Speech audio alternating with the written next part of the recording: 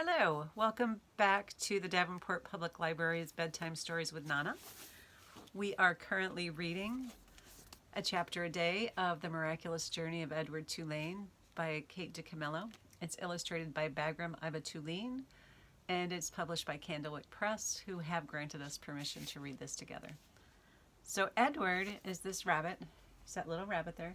He's a China rabbit. If you remember, he was first adopted by Abilene Tulane, and her family, and so he lived there, and he was well loved.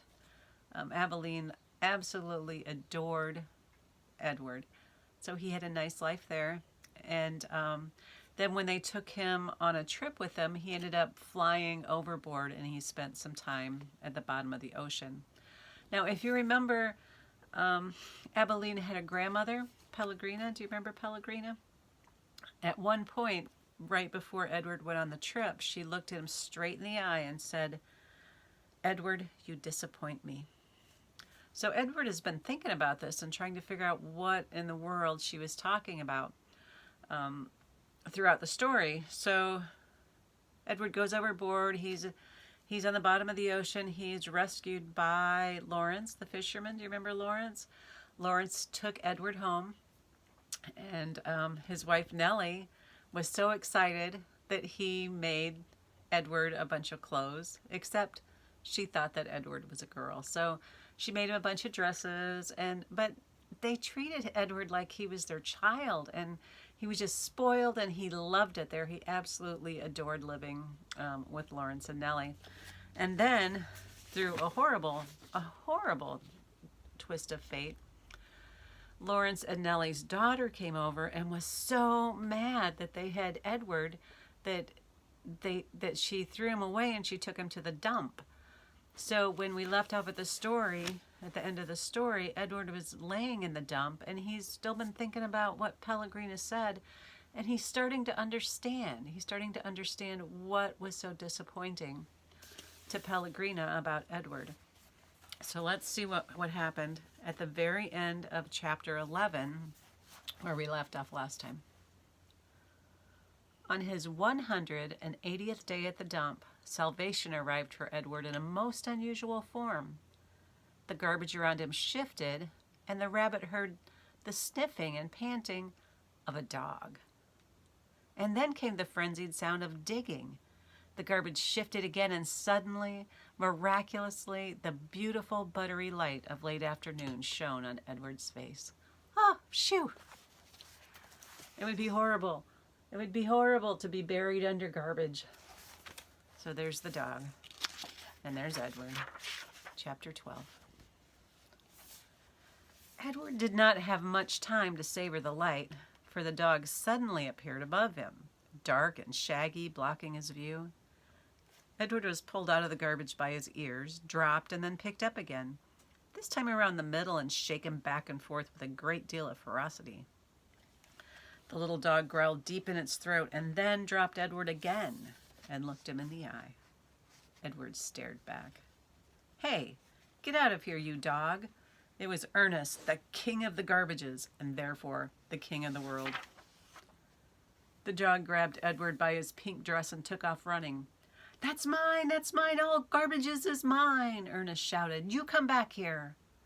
But the little dog did not stop. The sun was shining, and Edward felt exhilarated. Who, having known him before, would have thought that he could be so happy now, crusted over with garbage, wearing a dress, and held in the slobbery mouth of a dog, and being chased by a madman? But he was happy. The dog ran and ran until they reached a railroad track. They crossed over the tracks, and there, underneath a scraggly tree, in a circle of bushes, Edward was dropped in front of a large pair of feet. The dog began to bark. Edward looked up and saw that the feet were attached to an enormous man with a long, dark beard. "What's this, Lucy?" said the man. He bent and picked up Edward. He held him firmly around the middle. "Lucy," said the man, "I know how much you enjoy rabbit pie." Lucy barked. Yes, I know. Rabbit pie is a true delight, one of the pleasures of our existence." Lucy let out a hopeful yip. And what we have here, what you have so graciously delivered to me, is definitely a rabbit. But the best chef in the world would be hard-pressed to make him into a pie. Lucy growled. This rabbit is made of china, girl. The man held Edward closer to him. They looked each other in the eye. You're made of china, aren't you, Malone? He gave Edward a playful shake. You are some child's toy, am I right? And you have been separated, somehow, from the child who loves you. Edward felt, again, the sharp pain in his chest. He thought of Abilene. He saw the path leading up to the house on Egypt Street. He saw the dusk descending and Abilene running toward him. Yes, Abilene had loved him. So, Malone, said the man. He cleared his throat. You are lost. That's my guess. Lucy and I are lost, too. At the sound of her name, Lucy let out another yip. Perhaps, said the man, you would like to be lost with us. I have found it much more agreeable to be lost in the company of others. My name is Bull, and as you may have surmised, is my dog. Would you care to join us? Bull waited for a moment, staring at Edward, and then, with his hands still firmly around Edward's waist, the man reached out one enormous finger and touched Edward's head from behind. He pushed it so it looked as if Edward were nodding his head in agreement. Look, Lucy, he is saying yes, said Bull. Malone has agreed to travel with us. Isn't that swell? Lucy danced around Bull's feet, wagging her tail and barking. And so it was that Edward took to the road with a hobo and his dog. Oh, that's a fun twist. Oh, there they are, chapter 13. I think we have time. to start their journey. They traveled on foot. They traveled in empty rail cars. They were always on the move. But in truth, said Bull, we are going nowhere. That, my friend, is the irony of our constant movement. Edward rode in Bull's bedroll, slung over Bull's shoulder, with only his head and ears sticking out. Bull was always careful to position the rabbit so that he was not looking down or up, but was instead forever looking behind him at the road they had just traveled. At night they slept on the ground under the stars. Lucy, after her initial disappointment about Edward being unfit for consumption, took a liking to him and slept curled up beside him. Sometimes she even nestled her muzzle on his china stomach. And then the noises she made in her sleep, whimpering and growling and chuffing, resonated inside Edward's body. To his surprise, he began to feel a deep tenderness for the dog. During the night, while Bull and Lucy slept, Edward, with his ever-open eyes, stared up at the constellations. He said their names, and then he said the names of the people who loved him.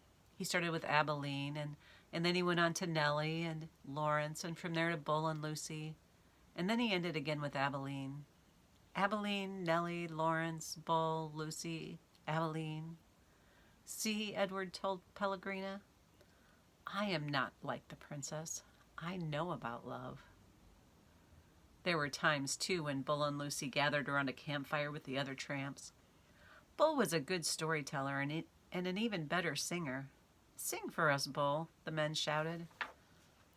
Bull sat with Lucy leaning against his leg and Edward balanced on his right knee, and he sang from somewhere deep inside of himself.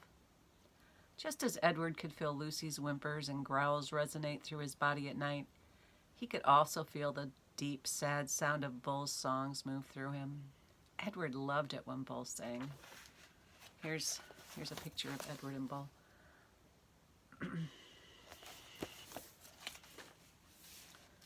And he was grateful to Bull, too, for sensing that a dress was not the right kind of clothing for Edward. Malone, said Bull one night, it's not my desire to offend you or to comment negatively on your choice of garb, but I'm forced to tell you that you stick out like a sore thumb in that princess dress. And also, with no wish to offend you, the dress has seen better days. Nellie's beautiful dress had not fared well at the dump, or in its subsequent ramblings with Bull and Lucy. It was so torn and dirty and full of holes that it barely resembled a dress at all anymore. "I have a solution," said Bull, "and I hope it meets with your approval." He took his own knit stocking cap and he cut a big hole in the top of it and 2 small holes on the side of it, and then he took off Edward's dress. "Look away, Lucy," he said to the dog. "Let's not embarrass Malone by staring at his nakedness." Bull slid the hat over Edward's head and pulled it down and poked his arms through the smaller holes. "There you go," he said to Edward. "Now you just need some pants." The pants Bull made himself, cutting up several red handkerchiefs and sewing them together so that they formed a makeshift covering for Edward's long legs. "Now you have a proper outlaw look," said Bull, standing back to admire his work. "Now you look like a rabbit on the run." There's his clothes. Okay, we're going to pick this up next time and see what kind of ramblings and what kind of excitement Bull and Lucy and Malone get into. Thanks for coming by tonight.